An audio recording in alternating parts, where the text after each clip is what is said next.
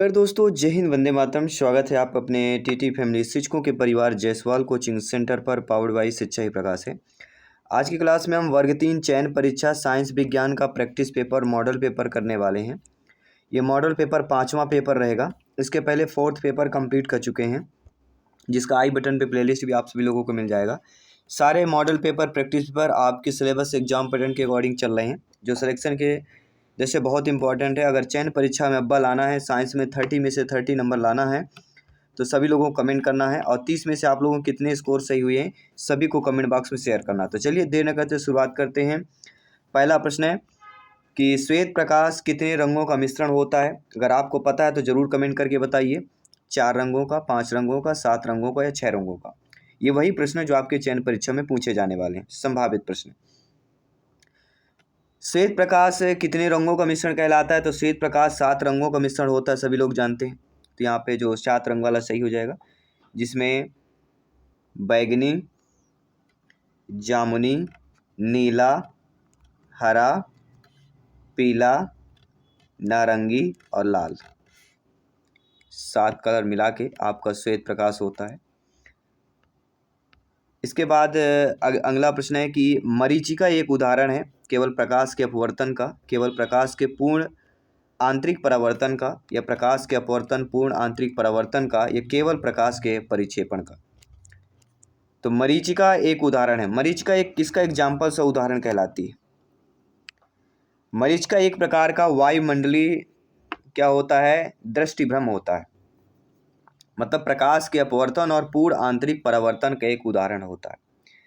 इसमें प्रेक्षक आश्रितहीन जलाशय एवं दूरस्थ वस्तु के उल्टे या आड़े आकर के प्रतिबिंब तथा अन्य प्रकार के रूप में दिखाई देते हैं। तो यह घटना प्रकाश के पूर्ण आंतरिक परावर्तन एवं अपवर्तन के सिद्धांत पर जो है कार्य करती है।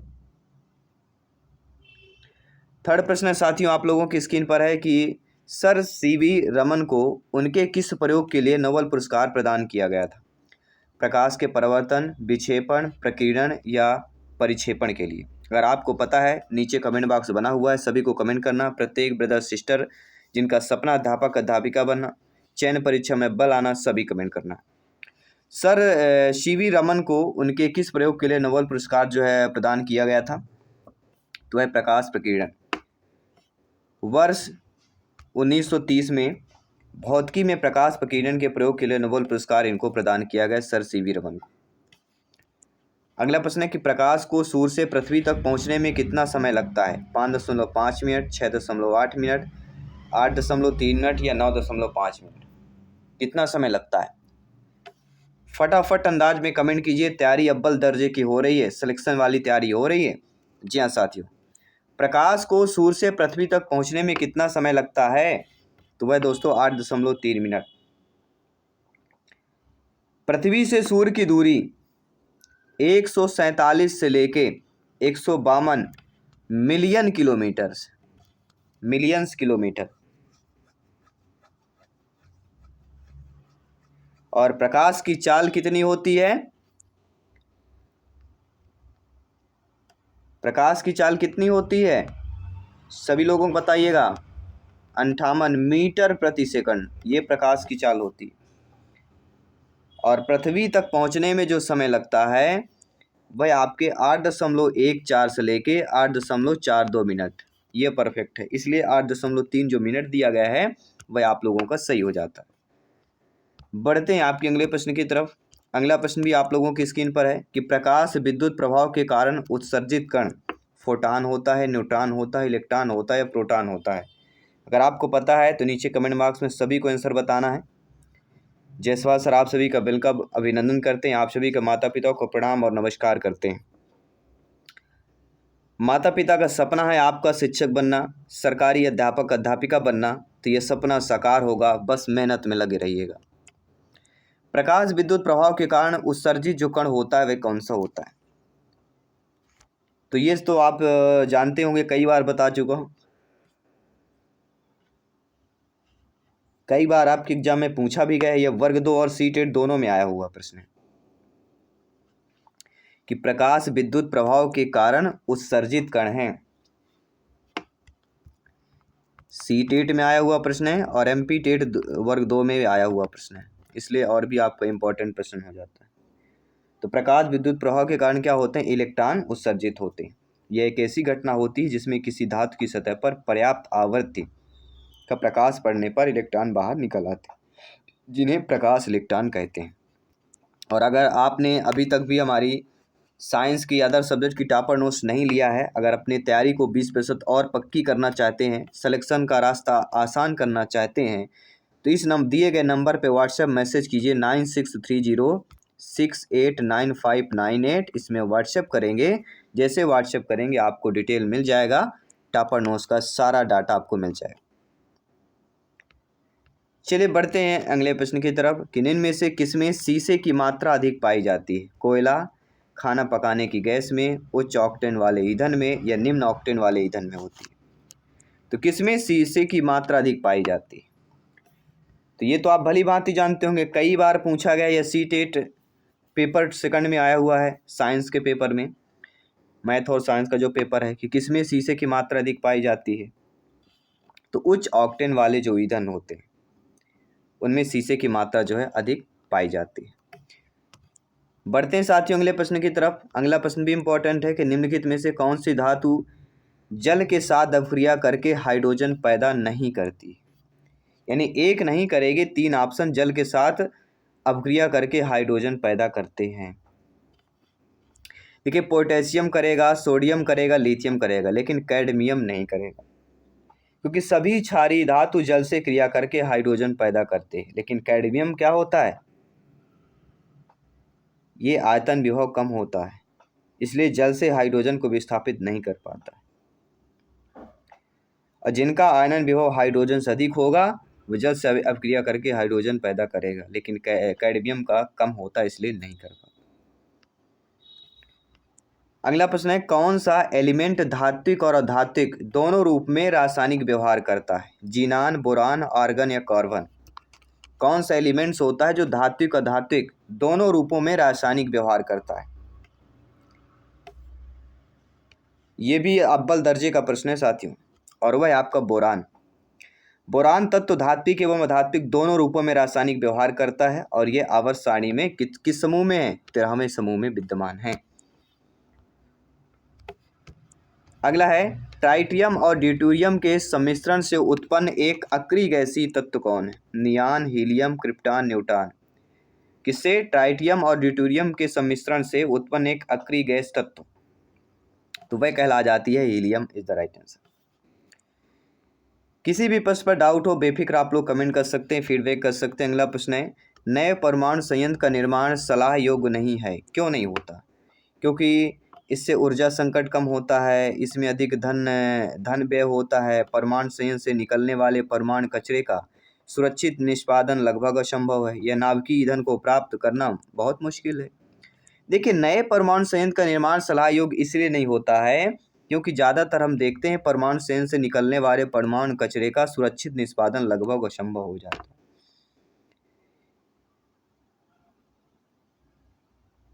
क्योंकि नए परमाणु संयंत्र का निर्माण सलाह योग्य इसीलिए नहीं होता क्योंकि परमाणु कचरा का जो सुरक्षित निष्पादन है वो असंभव हो जाता है। अगला प्रश्न है कि मूत्र का असमान घटक यूरिया, एल्यूमिनियम, क्रिएटिनिन या सोडियम? ये सबसे सरल प्रश्न है अभी तक प्रश्नों में से, क्योंकि अगर आप डेली हमारी practice paper, model paper attend कर रहे हैं तो भली भांति आप जानते हैं कि मूत्र का असमान घटक इनमें से क्या हो जाता है, तो वह हो जाएगा एल्यूमिनियम। क्योंकि समान मूत्र में 95% जल होता है, 2% लवण होता है, जिसमें सोडियम, पोटेशियम, क्लोरीन, SO4 इत्यादि होती हैं। 2.6% यूरिया होगी और 0.3% यूरिक एसिड क्रिएटिन होता है। इसका रंग यूरोक्रोम के कारण पीला होता है। मूत्र का रंग पीला किसके कारण होता है? यूरोक्रोम के कारण। और इसका pH मान 6 होता है।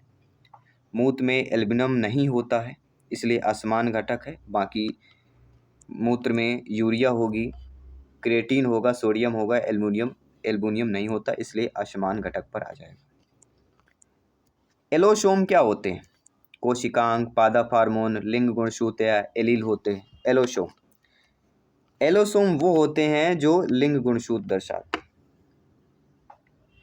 मनुष्य में 23 जोड़ी और टोटल 46 संख्या होती है।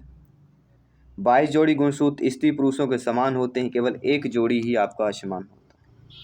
23वां जोड़ा जो होता है वह गुणसूत्र स्त्री और पुरुषों के भिन्न भिन्न होते हैं, जिससे विषम जात गुणसूत्र या एलोसोम बोलते हैं, और लिंग निर्धारण में इसकी अहम भूमिका होती है 23वें जोड़े की। निम्नलिखित में से वह अंग कौन सा है जिससे पानी वसा तथा विभिन्न अपचय अपशिष्ट उत्सर्जित होते हैं? कैटाबोलिक। वृक्क, त्वचा, प्लीहा या लाल ग्रंथि। वह कौन सा अंग है जिसमें पानी वसा विभिन्न जो अपचय कैटाबोलिक होते हैं अपशिष्ट उत्सर्जित रहते हैं? सिंपल सी बात है, वह होगा वृक्क। मनुष्य में प्राय 2 वृक्क गहरे लाल रंग के सेम के बीच के आकार होते हैं। इसका मुख्य कार्य अपशिष्ट पदार्थों को उत्सर्जित करना होता है। इसके बाद बढ़ते हैं अगले प्रश्न की तरफ कि हेमिकॉर्डेटा में उत्सर्जन किसके द्वारा होता है? कोशिका गुच्छ, प्राक वृक्क या मध्य वृक्क या पश्च वृक्क? जी हाँ, हेमिकॉर्डेटा। हेमिकॉर्डेटा अर्थात कोशिका गुच्छ की बात की जा रही है। संघ हेमिकॉर्डेटा के अंतर्गत आने वाले जीव समुद्री जो होते हैं और इनमें उत्सर्जन कोशिका गुच्छ या ग्लामेरुलस के द्वारा होता है। कई बार पूछा गया है साइंस के पेपर में। मनुष्य के शरीर में कुल कितनी हड्डियां होती हैं? बहुत ही सिंपल सा प्रश्न। 206 हड्डियां होती हैं वयस्क में, जिसमें से अच्छी कंकाल इसमें से अलग अलग होता है। अच्छी कंकाल 80 होती हैं और जो अंतरांगी कंकाल होते हैं वो 126 हड्डियां होती हैं। बाल अवस्था में इनकी संख्या 208 होती है। शरीर की सबसे बड़ी हड्डी फीमर जांघ की होती है और सबसे छोटी स्टेप्स कान की होती है। मानव शरीर में कुल 12 जोड़ियां पसलियां पाई जाती हैं। और एक शिशु का शरीर कितने अस्थियों से मिलकर बना होता है? तो एक शिशु यानी बच्चे का 270 हड्डियों से मिलकर बना होता है। फिर कुछ हड्डियां मिल जाती हैं जो फिर 206 बचती हैं। हमारे शरीर में कुल कितनी मांसपेशियां होती हैं? 565, 56, 65, 665 या 556? बहुत अच्छा प्रश्न। ऐसे ही प्रश्न पूछे जाएंगे। जो ऐसा होगा पेट में हमें पता है यार क्या हो सकता है, लेकिन आंसर सही नहीं पता होगा, अंदर होता है। तो हमारे शरीर में कुल कितनी मांसपेशियां होती हैं? तो हमारे शरीर में 656, इतना याद रखना।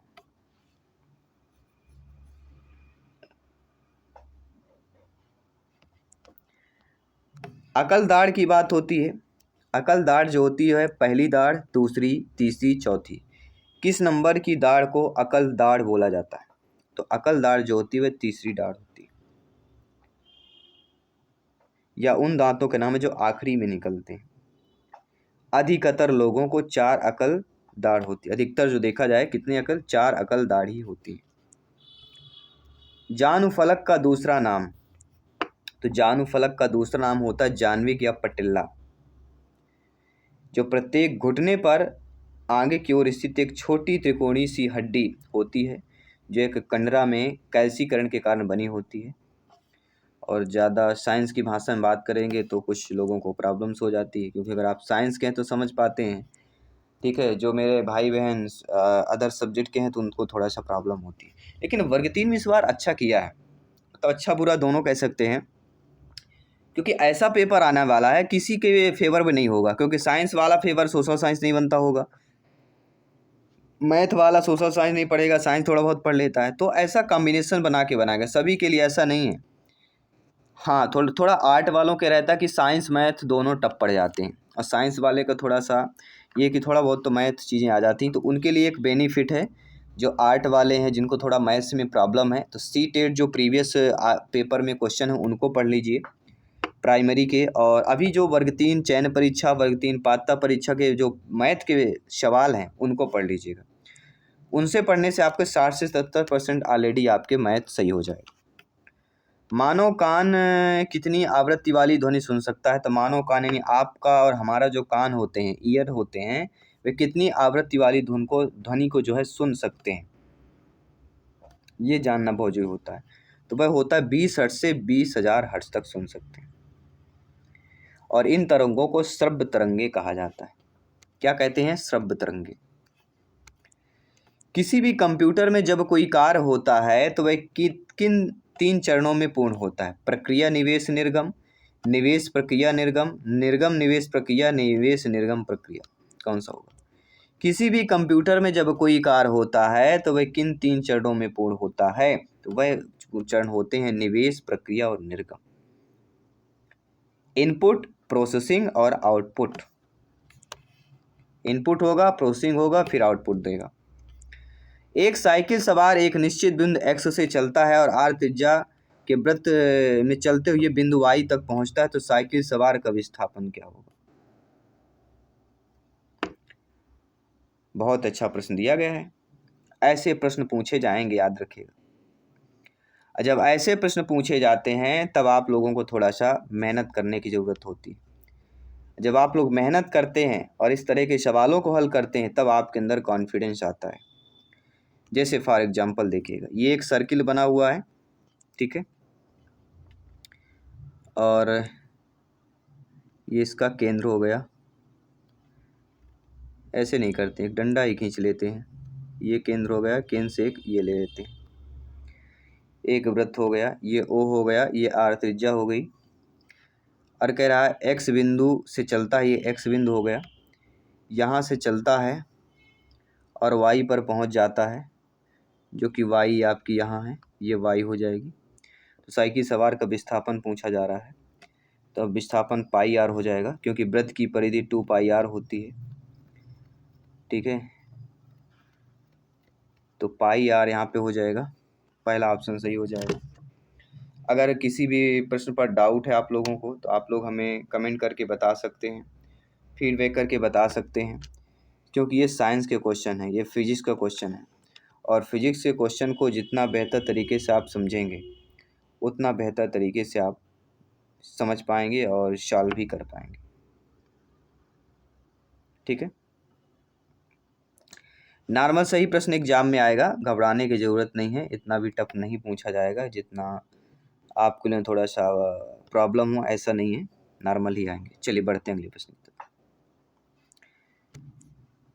2 किलोग्राम एक पिंड 10 मीटर की ऊंचाई से गिराया जाता है तो भूमि पर पहुंचते समय उसकी गतिज ऊर्जा क्या होगी जब गुरुत्वीय त्वरण का मान 9.8 मीटर प्रति सेकंड हो?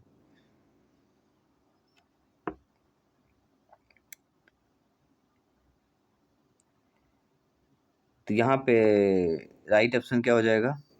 296 जूल। क्या होगा राइट आंसर? प्रश्न क्या दिया गया है? 2 किलोग्राम का एक पिंड 10 मीटर की ऊंचाई से गिराया जाता है तो भूमि पर पहुंचते समय उसकी गतिज ऊर्जा होगी। ये बहुत अच्छा प्रश्न दिया गया है और ऐसे प्रश्न को अच्छे तरीके से सॉल्व किया जा सकता है। कैसे सॉल्व करेंगे, कितना आना चाहिए, ये इम्पोर्टेंट आप सभी के लिए हो जाता है। चलिए सभी लोग बताइए कितना राइट आंसर होगा। ये बता देता हूँ, ये प्रश्न बहुत ही कई बार कॉम्पिटिटिव एग्जाम में पूछा गया है, ये भी ध्यान रखना आप सभी लोगों के लिए। जी हाँ, कई बार कॉम्पिटिटिव एग्जाम में पूछा गया प्रश्न है और इस प्रकार के प्रश्नों को आप बेहतर तरीके से समझ के आंसर देना आप सभी लोग।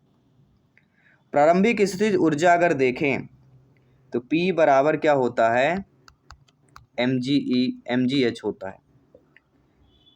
m द्रव्यमान 2 किलोग्राम हो जाएगा।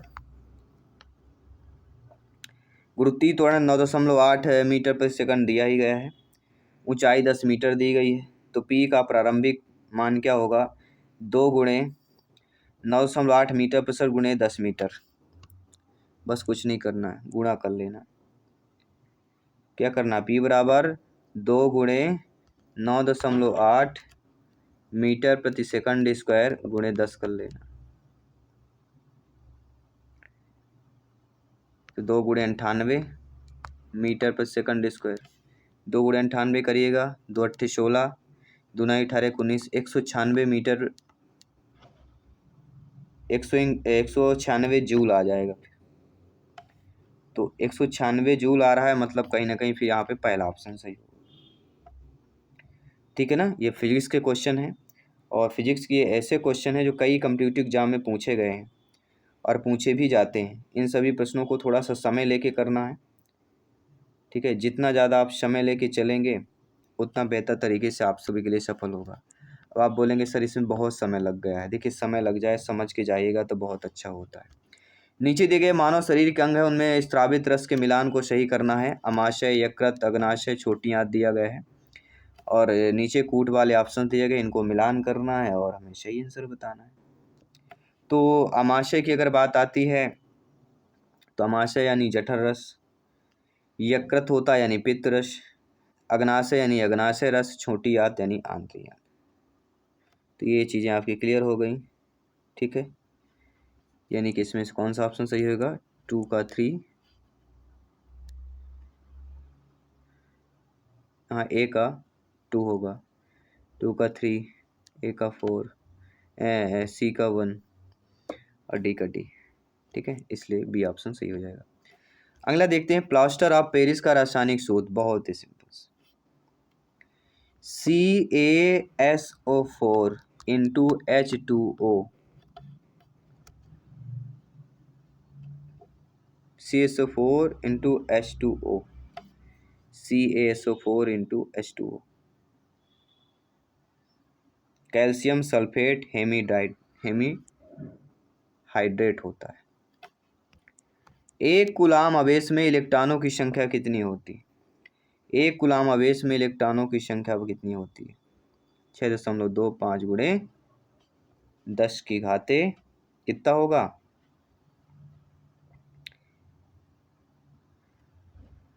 18। 6.25 गुणे 10 की घाते 18 इज द राइट आंसर। सभी लोग समझ गए अच्छे तरीके से। इसी तरह समझते जाना है, बेहतर तैयारी करते जाना है, कोई भी डाउट हो पूछते जाना है। स्वच्छ आकाश नीला दिखाई देता है, क्यों दिखाई देता है? स्वच्छ आकाश नीला प्रकाश के प्रकीर्णन के द्वारा दिखाई देता है, क्योंकि आकाश का रंग सूर्य के प्रकाश के प्रकीर्णन के कारण नीला दिखाई देता है। किसके? सूर्य के प्रकाश के प्रकीर्णन के कारण। अनार का खाने योग्य भाग क्या कहलाता है? तो अनार का जो खाने योग्य भाग होता है वह मांसल बीज चोल कहलाता है।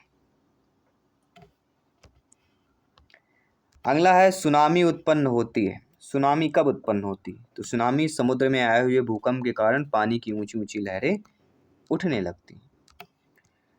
अगला जो प्रश्न है कि एक तत्व का इलेक्ट्रॉनिक विनाश 1s2 2s2 2p6 3s2 4s 3d है, तो आवर्त सारणी में तत्व का ब्लॉक और आवर्त क्या होगा? ये साइंस वाले जानते हैं, डी ब्लॉक चतुर्थ आवर्त का हो जाएगा, क्योंकि दिए गए इलेक्ट्रॉनिक विन्यास में आंशिक रूप से भरे डी कक्षक उपस्थित है, इसलिए डी ब्लॉक चतुर्थ आवर्त हो जाएगा। अगला खाद्य श्रृंखला में शाकाहारी होगा। खाद्य श्रृंखला में शाकाहारी कौन होता है? प्राथमिक उपभोक्ता जो होता है वह शाकाहारी होता है, फिर मांसाहारी द्वितीय उपभोक्ता से चालू हो जाता है। तो ये रहे साइंस के टॉप 30 प्रश्न जो आप बेहतर तरीके से समझ पाए होंगे, और इसी तरह समझते जाना है, डेली क्लास अटेंड करते जाना है। मैं आपके साथ जायसवाल सर मिलता हूँ आपके अगले पेपर पे, अगले प्रैक्टिस पेपर पे। सभी मित्रों को जय हिंद, वंदे